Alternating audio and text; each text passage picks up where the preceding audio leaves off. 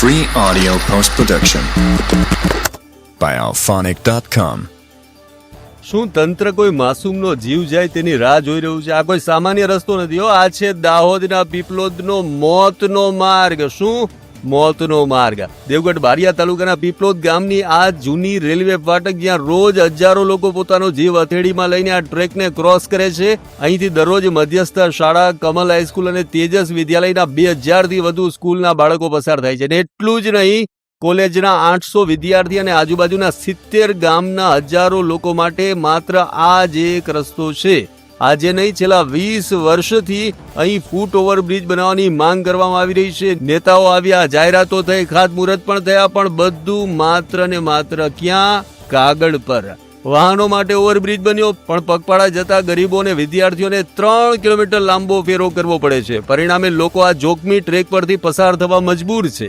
આ જગ્યાએ ભૂતકાળમાં અનેક લોકો ટ્રેનની અડફેટે આવીને પોતાનો જીવ ગુમાવી ચૂક્યા છે. છતાં રેલવે વિભાગ અને જિલ્લા વહીવટી તંત્ર કુંભકર્ણની નિંદ્રામાં ભૂટી રહ્યું છે. સ્થાનિકોને તંત્રનો સીધો સવાલ છે કે જો આવતીકાલે કોઈ માસૂમ બાળક સાથે કોઈ મોટી દુર્ઘટના બની જાય તો તેની જવાબદારી કોની રહેશે? નેતાઓ કે અધિકારીઓની?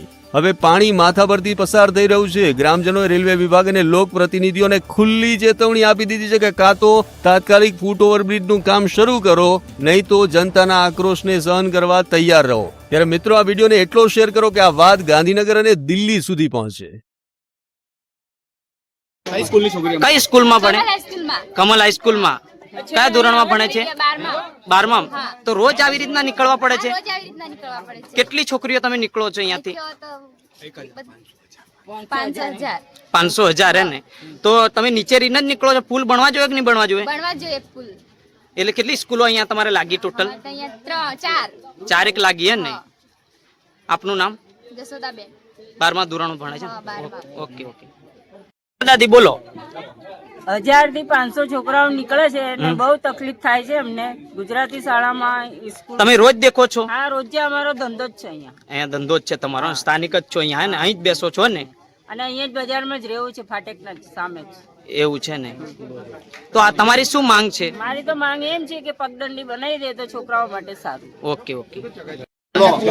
દાદી, આ તમે કઈ જો હમણાં? સાલિયા જો છો? તો તમે રેલવે નીચે રીને નીકળશો કે રીને નીકળશો? નીચે રીને જવાય ને. તો પુલ બને સારું કે નહીં સારું? સારું ને. પુલ બનવા જોઈએ કે નહીં બનવા જોઈએ? પુલ બનવા જોઈએ.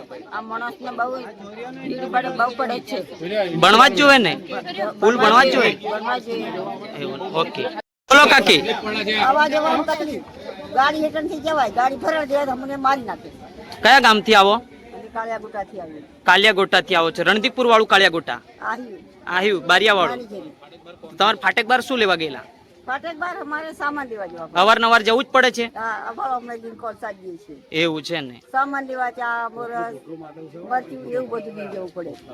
તમારે આ પુલ જ બનવા જોઈએ ને? એ જ માંગ છે ને? હા, એ જ માંગ. આપનું નામ? મારું નામ સોકલીબેન. ઓકે. આ રણધીપુર, જૂના રણધીપુર રોડ 15-20 વર્ષ પહેલા બંધ થઈ ગયો છે. હવે અહીંયા કોઈ બીજું ઓપ્શન નથી જવા માટે. ફાટકની બહાર એ બાજુ 40-50 ગામડા લાગે છે ને નાના નાના બાળકો, સ્કૂલના છોકરાઓ. સામે મધ્ય શાળા બિલકુલ સામે છે. આ બાજુ કમલ હાઈસ્કૂલ નજીક છે, બસ સ્ટેન્ડ નજીક છે, રેલવે સ્ટેશન નજીક છે. આવા અવર જવરમાં બહુ ટ્રબલ પડે છે છોકરાઓને બી. ટ્રેનો ઊભી રહે છે, કોઈ દિવસ કંઈ અકસ્માત થઈ શકે છે.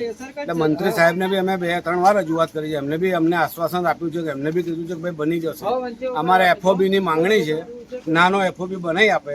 તો મંત્રી સાહેબે અમને કીધું છે કે ભાઈ બની જશે. બચુ સાહેબ, ખાબર સાહેબને બી વાત કરી છે, એમને બી કીધું બની જશે. તો એમને સર્વે બી થઈ ગયું છે, પણ જલ્દી કામ ચાલુ થાય એવી લોકોની માંગ છે. અને આમ પ્રજાને તકલીફથી થોડું એનું એ દૂર થાય. તમે રજૂઆત કરેલી કોઈ? હા, રજૂઆત જસવંત સાહેબને બી વાત કરી છે, બચુ કાકાને બી વાત કરી. એમને બી અમને આશ્વાસન આપ્યું. એમને બી અમને કીધું છે કે બની જશે. ઉપર સુધી વાત. કેટલો ટાઈમ થયો રજૂઆત કર્યા?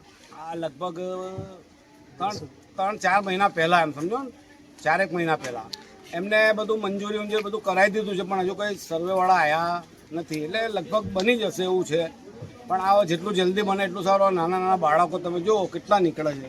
એટલે આ રેલવેનો અકસ્માત થાય એવી સંભાવના ખરી ને જલ્દી બની જાય. એફઓબી બની જાય નાનું તો લોકોને રાહત થાય. અહીંયા આ જગ્યા પર ઘટના બની છે ખરી કોઈ વખત? ના ના, અહીંયા કોઈ ઘટના બની નથી, પણ કદાચ આ બાળકો છે બની શકે કદાચ કોઈ વખતે, કેમ કે બાળકો નીકળે છે ખૂબ માત્રામાં બાળકો નીકળે. આજુબાજુ ગામડા બધા 50-100 ગામડા લાગે છે.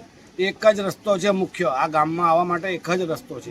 ને પેલી બાજુ ફરવા જાય તો લગભગ 4 કિલોમીટર થઈ જાય પીપલોદ ગામમાં આવવું હોય તો બ્રિજ ચડીને. એટલે સાહેબને બી અમારી રજૂઆત કરી છે ને જલ્દી એમને બનાવી આપે તો લોકોને શું છે કે આમ પ્રજાને શાંતિ થાય. અને જે સ્કૂલમાં ભણવા જતા એ છોકરાને શાંતિ મળે. હા, શાંતિ મળે, એમનો શું છે જીવ જોખમમાં ના રહે. આપની શું માંગ છે? અને બિલકુલ નજીક જ છે, સ્કૂલ સામે જ છે.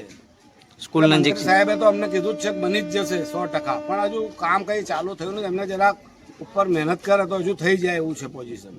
આપનું નામ? મારું નામ બિલાલભાઈ. બિલાલભાઈ. હા, ગામ રહેવાસી પીપલોદના? પીપલોદ આ રંધીપુર રોડના જ છે, બધા અમારા રંધીપુર રોડના જ છે. અને ગામ લોકોને બી માંગ છે. બોલો. હા, જેટલી બને તેમ વહેલે એટલું થાય PM સુધી અમે રજૂઆત કરી છે. મંત્રી સાહેબ પણ અમને આશ્વાસન આપ્યું છે.